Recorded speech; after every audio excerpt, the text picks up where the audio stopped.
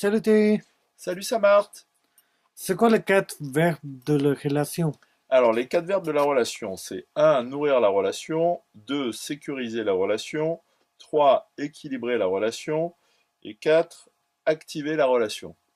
Pour l'instant, toi qui es indien, j'ai envie de te dire, c'est du chinois. Donc, je vais préciser concrètement de quoi il s'agit. Nourrir la relation, en fait, ça c'est un concept important, c'est travailler sur le donner-recevoir. C'est-à-dire que une relation est vivante, elle est riche lorsque la relation est nourrie. Donc il faut l'alimenter en fait avec le donner-recevoir.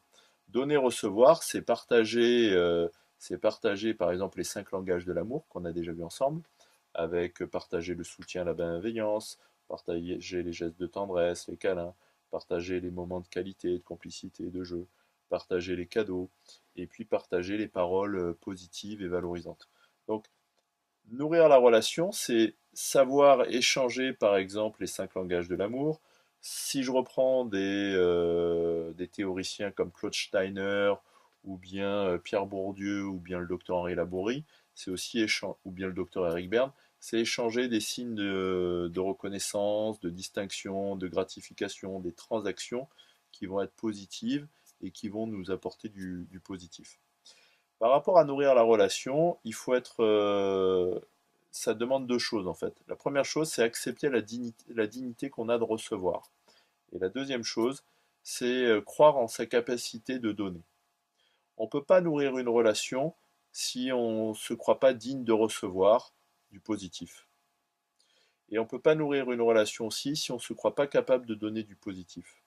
Donc ça demande aussi, nourrir la relation, ça demande une croyance positive de base sur le fait qu'on est quelqu'un de bien et qu'on est capable, on est à la fois digne de recevoir du positif et puis de donner du positif. Ça, c'est la première chose par rapport à nourrir la relation. Le deuxième verbe par rapport au verbe de la relation, c'est sécuriser la relation. Sécuriser la relation, ça veut dire mettre en place la confiance dans la relation. Et pour mettre en place la confiance dans la relation, il faut qu'il y ait du fair play. Pour qu'il y ait du fair play, il faut qu'il y ait des règles, et il faut qu'il y ait le respect de l'intégrité et de l'équité, de la réciprocité entre les gens. Et ça demande en fait de savoir faire deux choses. Ça demande de savoir accepter et de savoir refuser, pour mettre en place des règles de fonctionnement et puis des limites qui soient saines et non abusives. Donc, je répète, le premier verbe de la relation, c'est nourrir, et ça demande de savoir, recevoir et donner. Le deuxième verbe de la relation, c'est sécuriser la relation, ça demande de savoir accepter et de refuser. Le troisième verbe de la relation, c'est équilibrer la relation. Ça demande en fait une volonté d'améliorer les choses et de réparer les choses. C'est-à-dire que pour équilibrer une relation, il faut avoir un état d'esprit positif, avec suffisamment d'humilité pour reconnaître qu'on n'est pas parfait, qu'on peut faire des erreurs. Et puis ça demande aussi une bonne volonté pour améliorer les choses de façon positive.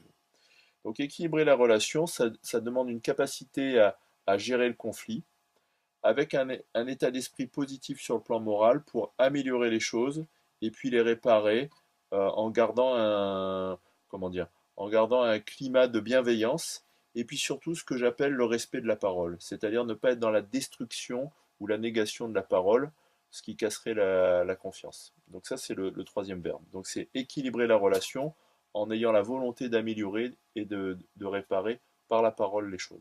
Et puis le quatrième verbe de la relation, c'est activer la relation. Là, j'ai mis ça demande deux savoirs, deux savoir-être et deux savoir-faire. La première chose, c'est par rapport à informer, et la deuxième chose, c'est par rapport à agir. En fait, j'ai mis activer la relation parce que comme on l'a vu ensemble, ça Marthe, le gros problème, c'est le freezing. C'est-à-dire, c'est la froideur du cœur, la répression des émotions, c'est l'inhibition de l'action, c'est la passivité. Ça va tuer la relation. Et donc, pour que la relation soit vivante, en fait, un des verbes à savoir conjuguer dans la relation, c'est le verbe activer. Il faut activer par le partage de l'information et puis et par la mise en place d'actions concrètes pour la satisfaction des besoins à la fois individuels et puis dans le cadre de la relation, c'est-à-dire des besoins collectifs. Voilà pour les 4 verbes de la relation. Donc je résume.